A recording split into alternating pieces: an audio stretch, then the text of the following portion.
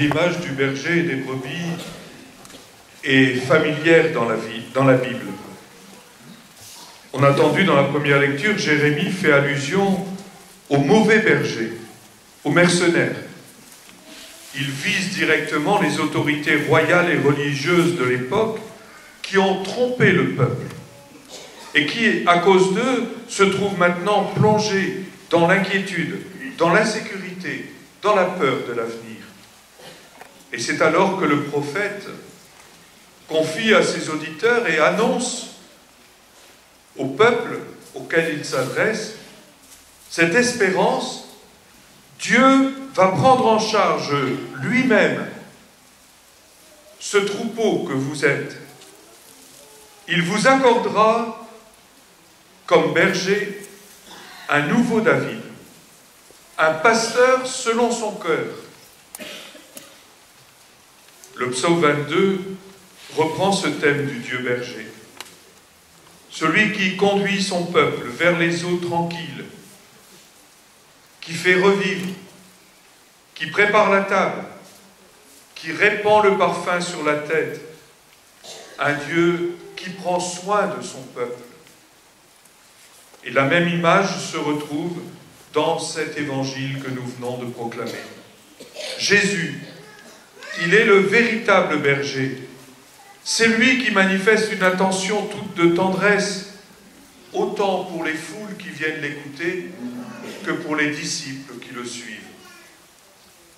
Il a envoyé ses disciples deux par deux dans les villes et les villages de Galilée pour y annoncer le royaume de Dieu, pour guérir les malades, pour aider les faibles et les pauvres, finalement pour faire ce que Dieu souhaite pour son peuple, prendre soin des plus fragiles, des plus faibles, des plus vulnérables. Et aujourd'hui, nous découvrons dans cet évangile que les disciples reviennent vers Jésus. Ils lui rendent compte de cette mission qu'ils ont accomplie. On les sent vraiment dynamisés et heureux, parce que chaque fois qu'on participe à la mission du Christ, et aujourd'hui encore, comme nous dit le pape François, c'est la joie de l'Évangile qui nous habite. Ce n'est pas triste de suivre le Christ et de mettre en œuvre sa mission. Leur obéissance à l'appel que le Christ leur a adressé pour aller annoncer l'amour de Dieu à tous les hommes, apporter du fruit. Et maintenant, Jésus leur propose un temps de repos. Venez à l'écart. Venez vous reposer un peu. Jésus forme ses apôtres.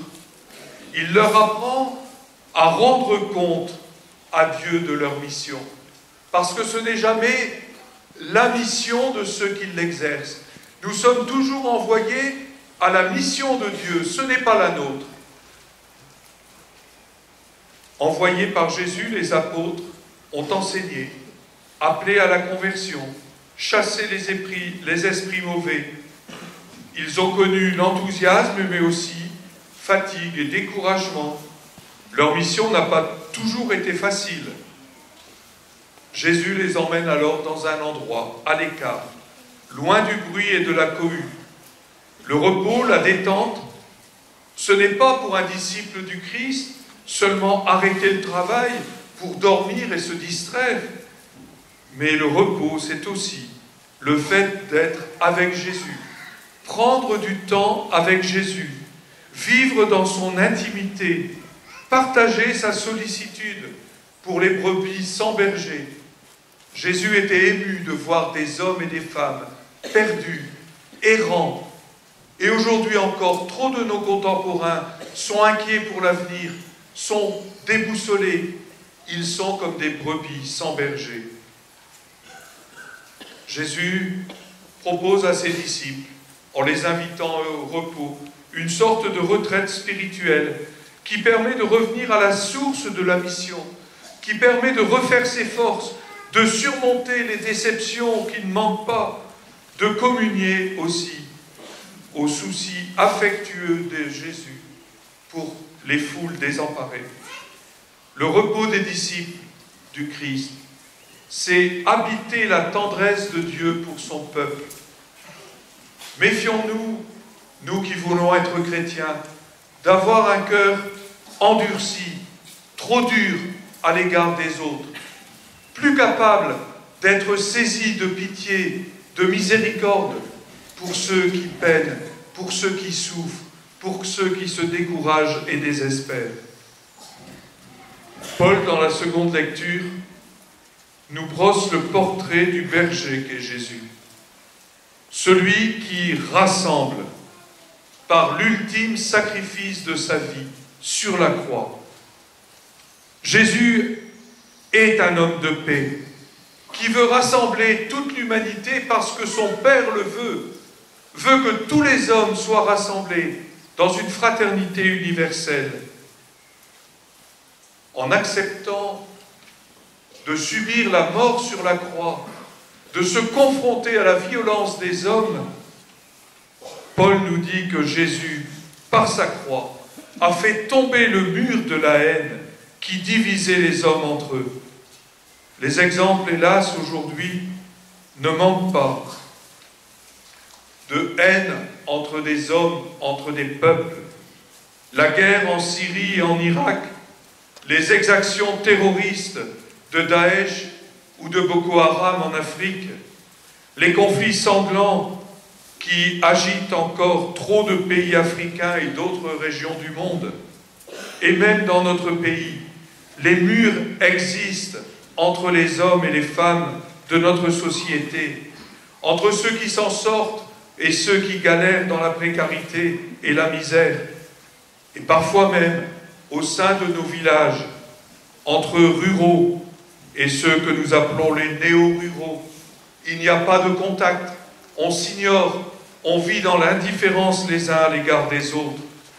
Oui, lorsqu'il y a un mur de séparation, l'intolérance s'installe, les déclarations agressives se multiplient, et parfois même le fanatisme, la violence et la haine prennent toute la place et font voler en éclats l'harmonie et la cohésion sociale.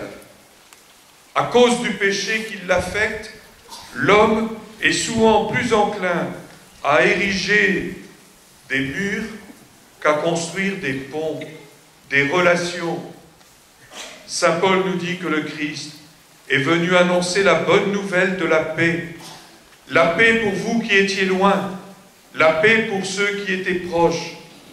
Par lui, en effet, les uns et les autres, nous avons accès auprès du Père, l'unique Père, qui a une seule et même famille, qui nous rassemble tous, sans distinction, ni de condition sociale, ni d'origine culturelle. L'Évangile, frères et sœurs, ce n'est pas du passé. C'est aujourd'hui que nous sommes habités par cet esprit qui rassemble, qui fait notre unité, malgré les divergences, malgré les différences. Aujourd'hui, nous sommes appelés à équilibrer notre vie en y laissant un espace pour les autres, un espace pour Dieu et un espace pour nous-mêmes. C'est le sens de l'invitation de Jésus. Venez à l'écart, prenez du repos, pensez à vous. Si nous voulons être audacieux pour la mission, il faut penser à nous-mêmes. En nous laissant aimer par Dieu, dans le temps de la prière, dans le temps du repos avec le Christ, nous nous laissons gagner par cette paix qui vient de Dieu, cette sérénité qui peut nous habiter et qui nous transforme en artisans de paix et d'unité là où nous vivons. Jésus nous redit, à nous, ses disciples d'aujourd'hui, qu'en laissant dans notre vie la place pour Dieu, de la place pour les autres, nous trouverons la paix et le repos du cœur.